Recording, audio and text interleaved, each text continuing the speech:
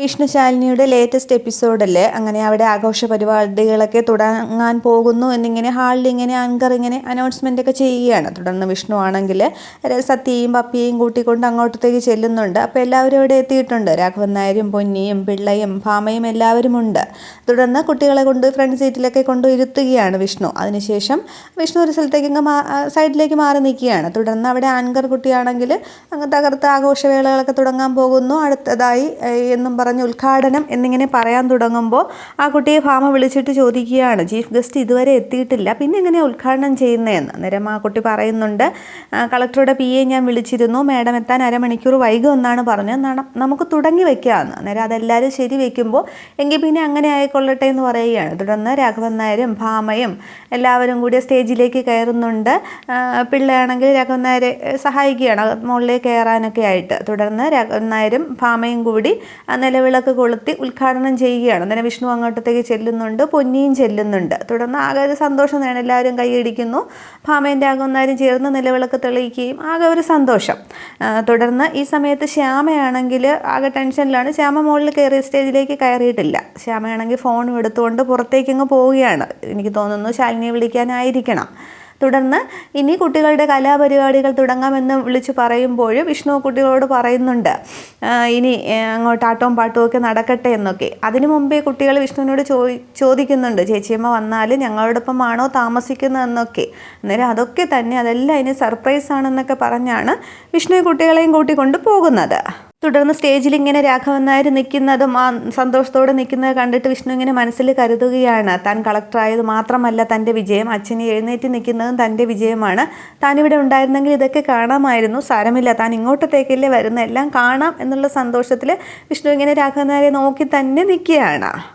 തുടർന്ന് ശ്യാമയാണെങ്കിൽ ശാലിനിയെ ഫോൺ ചെയ്യുന്നുണ്ട്. പക്ഷേ ശാലിനിയുടെ ഫോൺ സൈലൻ്റ് ആയതിനാൽ ശാലിനി അത് എടുക്കുന്നില്ല. തുടർന്ന് ശാലിനിയുടെ വണ്ടി വിഷ്ണുലോക ഹോട്ടലിലേക്ക് വരുന്നുണ്ട്.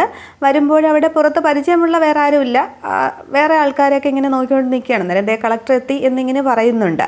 അതേസമയം ശാലിനി വണ്ടിയിൽ നിന്നും ഇറങ്ങുകയാണ്. വണ്ടിയിൽ നിന്നും ഇറങ്ങി ഇങ്ങനെ വിഷ്ണുലോക ഹോട്ടൽ ഇങ്ങനെ നോക്കിക്കൊണ്ട് നിൽക്കുകയാണ്. ഈ സമയത്ത് അകത്ത് അവിടെ ആങ്കർ കുട്ടി പറയുന്നുണ്ട്, അടുത്ത കലാപരിപാടികളിലേക്ക് കടക്കുന്നതിന് മുൻപായി നമ്മുടെ വിശിഷ്ടാതിഥി എത്തിയിട്ടുണ്ട് എന്ന് പറയുമ്പോൾ എല്ലാവരും ഇങ്ങനെ എഴുന്നേറ്റ് ഇങ്ങനെ പുറത്തേക്ക് നോക്കിക്കൊണ്ട് നിൽക്കുകയാണ് ആ ഹാളിൽ നിന്ന്. അന്നേരം ശാലിനി താൻ വാടോ, പെട്ടെന്ന് വാടോ എന്നൊക്കെ വിഷ്ണു ഇങ്ങനെ കരുതുകയാണ്. കമല ഇങ്ങനെ ഏട്ടത്തിയമ്മ എന്നൊക്കെ പറഞ്ഞ് വിഷ്ണുവിനെ ഇങ്ങനെ നോക്കുകയാണ്. അന്നേരം വളരെ ആവേശത്തിൽ വിഷ്ണു നിൽക്കുകയാണ്. തുടർന്ന് ശാലിനി ആണെങ്കിൽ കാറിൽ നിന്ന് ഇറങ്ങി ഇങ്ങനെ ബാഗൊക്കെ തൂക്കി ഇങ്ങനെ നടന്ന് അകത്തേക്ക് കയറുന്നത് കാണിക്കുകയാണ്. തുടർന്ന് ഇവിടെ എല്ലാവരും വിഷ്ണു സത്യഭാമയും രാഘവൻ നായരും പൊന്നിയും എല്ലാവരും കമലിനും ഒക്കെ കാത്തു നിൽക്കുകയാണല്ലോ കളക്ടർ അകത്തേക്ക് കയറി വരുന്നത്. നോക്കുമ്പോൾ ആമീൻ്റെ കൂടെ നടന്നു വരുന്ന കളക്ടറെ കാണിക്കുന്നുണ്ട്. പക്ഷേ അത് തേജസ്വിനിയാണ് കാണിക്കുന്നത്. ശാലിനി അവിടെ ഹോട്ടലിൻ്റെ ഫ്രണ്ടിൽ ഇറങ്ങുകയും അകത്തേക്ക് കയറുകയും കാണിക്കുന്നുണ്ട്. പക്ഷേ അകത്തേക്ക് കടന്നു വരുന്നത് തേജസ്വിനിയാണ് കാണിക്കുന്നത്. അന്നേരം തേജസ്വിനിയെ കാണുമ്പോൾ വിഷ്ണു ആകെ അന്തം വിട്ട് ഷോക്കായിട്ട് നിൽക്കുകയാണ്. അന്നേരം എല്ലാവരും തേജസ്വിനി നടന്നു വന്ന് എല്ലാവർക്കും നമസ്കാരമൊക്കെ പറയുമ്പോൾ ആമീനാണെങ്കിൽ ഇതാണ് കളക്ടർ മാഡം എന്ന് പറഞ്ഞ് എല്ലാവർക്കും പരിചയപ്പെടുത്തുകയാണ്. തുടർന്ന് വന്നതിൽ വളരെ സന്തോഷം എന്നൊക്കെ പറഞ്ഞ് സത്യഭാമ അങ്ങ് സംസാരിക്കുകയാണ്. എൻ്റെ ജീവൻ രക്ഷിച്ചതിനും നന്ദിയൊക്കെയുണ്ട്, ക്ഷണം സ്വീകരിച്ചെത്തിയല്ലോ എന്നൊക്കെ അങ്ങ് പറയുകയാണ്. അന്നേരം പ്രായത്തിൽ മുതിർന്നവർ കളക്ടർ മാഡം എന്നൊന്നും വിളിക്കേണ്ട, തേജസ്വിനി എന്ന് വിളിച്ചാൽ മതി എന്നിങ്ങനെ തേജസ്വിനി പറയുകയാണ്.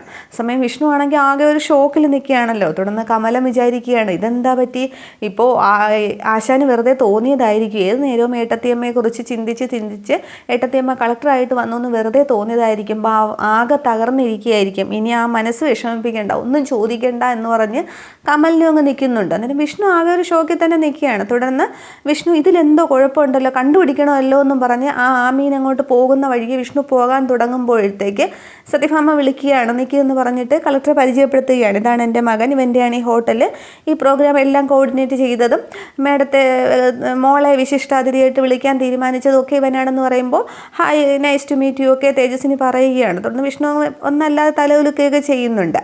തേജസ്വിനി ആണെങ്കിൽ വിഷ്ണുവിനെ ശ്രദ്ധിക്കുന്നുണ്ട്.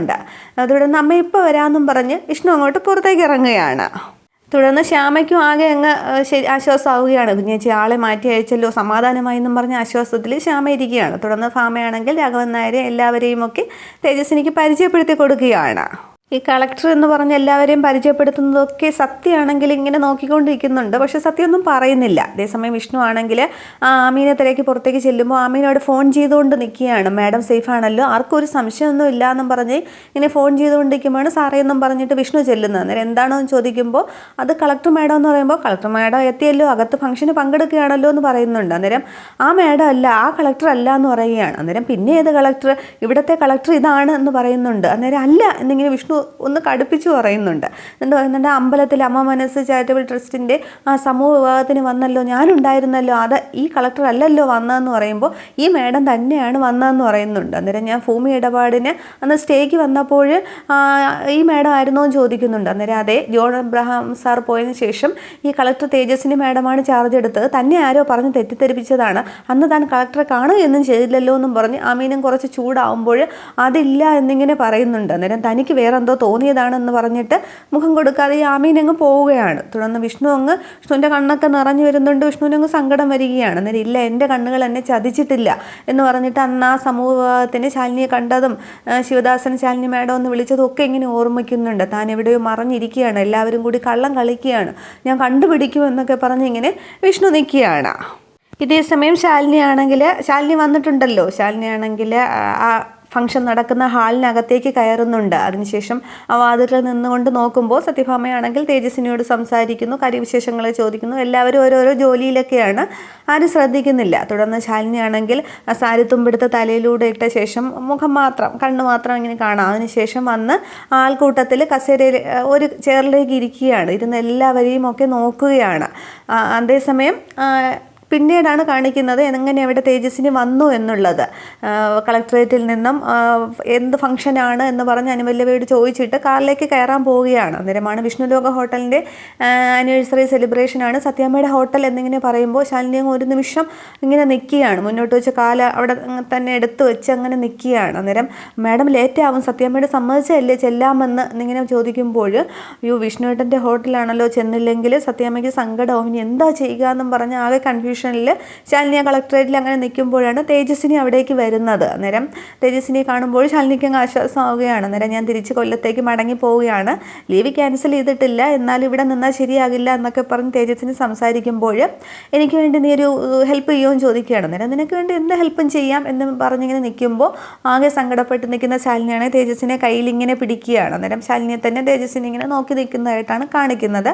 ഇത്രയും ആകുമ്പോഴേ എപ്പിസോഡ് അവസാനിക്കുന്നുള്ളൂ. അങ്ങനെ തേജസ്വിനിയെ കൂട്ടിക്കൊണ്ട് വന്നതാണ് ശാലിനിയുടെ ഫംഗ്ഷനായിട്ട്. പക്ഷേ ശാലിനിയും ഫംഗ്ഷന് ആ ഹാളിനകത്തുണ്ട്, തേജസ്വിനിയും ഉണ്ട്. അപ്പോൾ വിഷ്ണു കണ്ടുപിടിക്കുമെന്നുള്ള രീതിക്കൊക്കെയാണ് നടക്കുന്നത്. പക്ഷേ ഇനി എന്താവും എന്നുള്ളത് നമുക്ക് അടുത്ത എപ്പിസോഡ് വരുമ്പോൾ കാണാം. എന്തായാലും ശാലിനി വിഷ്ണു ലോകത്ത് വന്നിട്ടുണ്ട്, പക്ഷേ ശാലിനി ആരും കണ്ടിട്ടില്ല. ഇത്രയുമാണ് പുതിയ വിശേഷങ്ങൾ. Okay, thank